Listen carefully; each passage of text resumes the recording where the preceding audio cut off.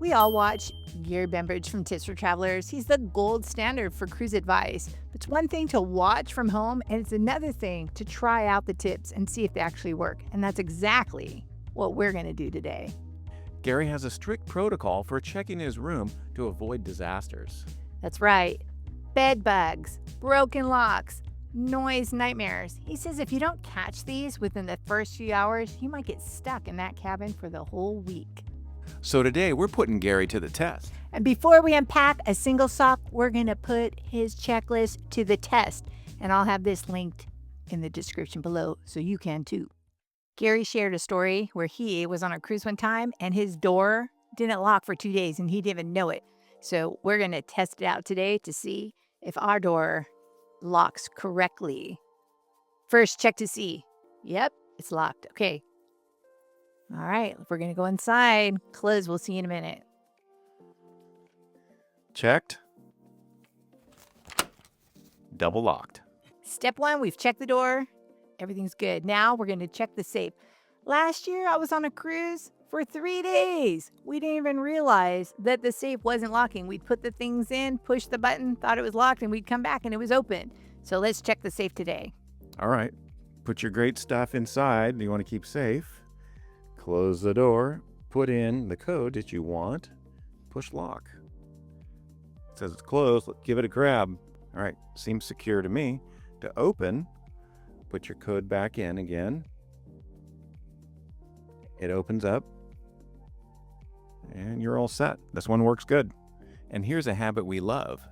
Take a photo of what you put in that safe because don't rely on your memory. Now you have proof.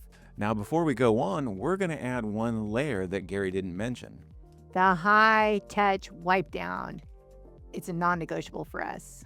We're going to take 2 minutes and hit the germ magnets. The safe keypad, the cabin phone, light switches, door handle, bathroom faucet handles, and the TV remote. Arguably the dirtiest item in the room.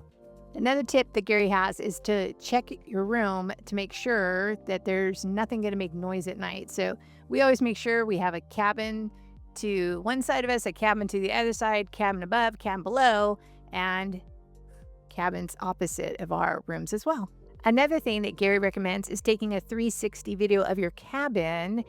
I don't know if you need to do that. Just look around. Is there any damage that you want to document? Because you don't want to get in trouble if that was pre-existing condition in your cabin. In the bathroom, we multitask. I turn on the shower and the sink simultaneously. We check the pressure, but more importantly, the drainage. Does the water pool up? If the drain is slow now, it will be a flood by day 3. We report this on day 1 when plumbers are actually available. Does the toilet flush with that scary whoosh sound it's supposed to have? Next, Gary warns about some mini fridges. Some mini fridges have sensors. I've never been on a ship like that. Let's see if this one does. So nope, but it does have this sign that warns you, you drink this water, you're paying a premium.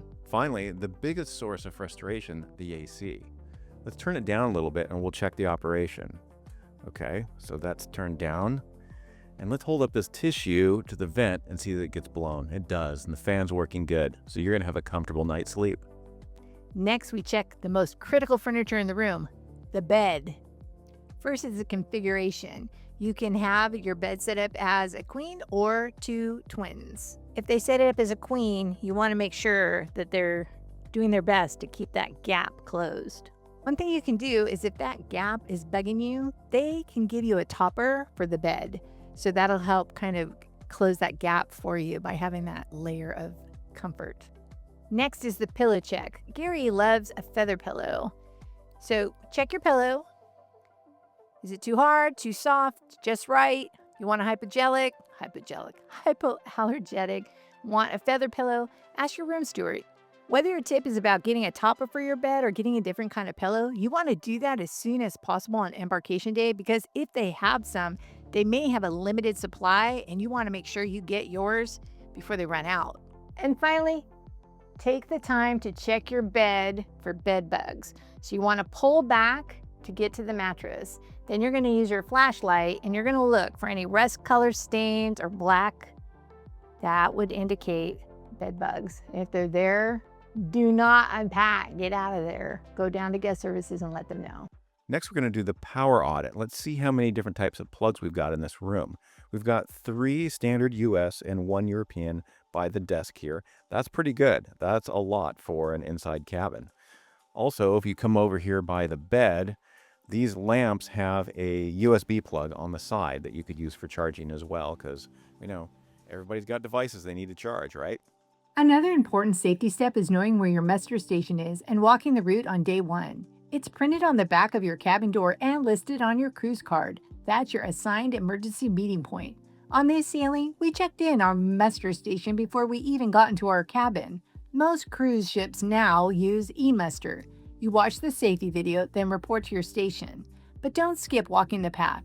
In an emergency, elevators shut down, so we always take the stairs once on day 1 just so we know. Safety first, then the fun.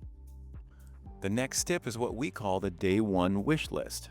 Gary advises that it's polite to meet your room steward, but I also think you can do it with purpose. I'll put a link to this in the description below, but it's our little request list of things that we know that we're going to want for our cruise. You can ask for these things, but just remember on day 1, your room steward's going to be really busy. So it's nice to leave a note and then they can do it at their convenience. Taking 20 minutes to run through these checks doesn't just fix problems. It gives you peace of mind for the whole rest of your vacation. You can unpack once knowing everything works. Everything is clean. And everything is safe. But getting your cabin right is really only the second most important part of your first day. The first part starts before you even get to the cruise terminal. And to find out how to avoid those mistakes that rookie cruisers make on embarkation day, watch this video next. Happy sailing!